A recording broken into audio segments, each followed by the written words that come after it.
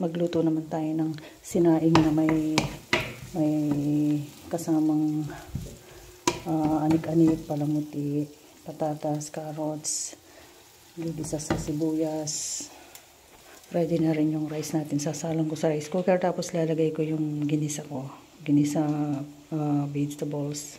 Ito guys, ilalagay natin sa rice mamaya para may kakaiba siya. Parang sinangag na rin siya. Ihalo ko mamaya bago siya maluto yung rice. Ayan guys, malapit na siyang maluto. Ihalo ko na siya sa rice. Ayan, magiging masarap na naman ang ating rice na ito guys. Ayan o guys, ihalo ko na sa rice. Ayan, ganyan lang. Gigisa mo siya ng bukod, tapos halo mo sa kanin. Takpan muna natin hanggang maluto yan. Tapos magluluto din tayo ng sweet and sour shrimp. Binalatan ko na yan guys. Hinalisan ko na ng mga dumi-dumi. Hinalo ko yung ulo na hindi siya masisira. Ayan.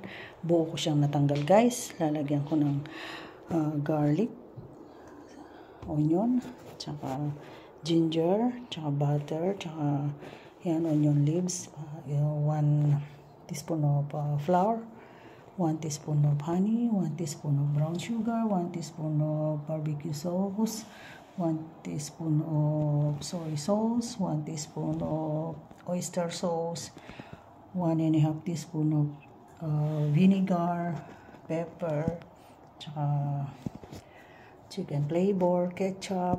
Ayan guys. Tapos butter. Ayan. Lagyan natin konting gulay. Wala tayong bell pepper. Partner yan. Kasi parating na si My Love. Alam nyo guys, di naman natin kailangan pahirapan ng sarili natin sa sweet and sour. Huwag na natin gawin yung sobrang maraming cheche-boreche. Ito, pinaghalo-halo ko na yung ingredients. Tapos itong hipon, diretso na yan. Katulad nung napanood ko sa YouTube na mabilisan. Hindi ko muna nilagay yung sugar. Baka kasi sumobra sa tamis dun sa honey. Tsaka yung chicken. Ano ba yun? Yung barbecue sauce. Pwede rin walang gulay. Pero lalagyan ko pa rin. Wala nga lang akong bell pepper. Pero okay na rin yan guys. Kaya yan, ito. Simple lang na sweet and sour. Ayan. Nalagay ko na yung ginger tsaka garlic. Tsaka itong onion naman. Ayan. Para masarap. Ayan. Patunaw na rin yung butter natin. Lalagyan ko rin ng konting spicy na ayan, chicken. Ano ba yan? Chili garlic from Italy sa pamangkin ko kay Carol. Binigyan niya dati yan. Galing sa tanim nila, sa garden nila. Ang dami-dami nilang sili. Ayan guys, prituhin ko pa ng konti. Babaligtarin ko. Ganyan lang guys. Huwag naman pakatagalin ang proseso. Ayan, naka-ready na rin yung ano natin. Yung may arena na yan. Kompleto na yan. Nilagay ko na lahat.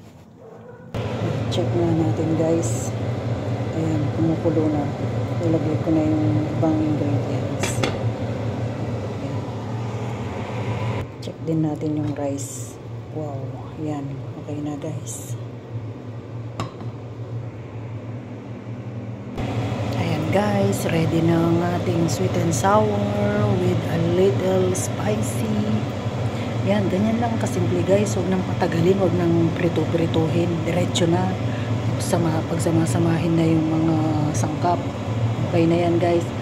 See you next vlog. I hope subscribe me please. Thank you. God bless us all.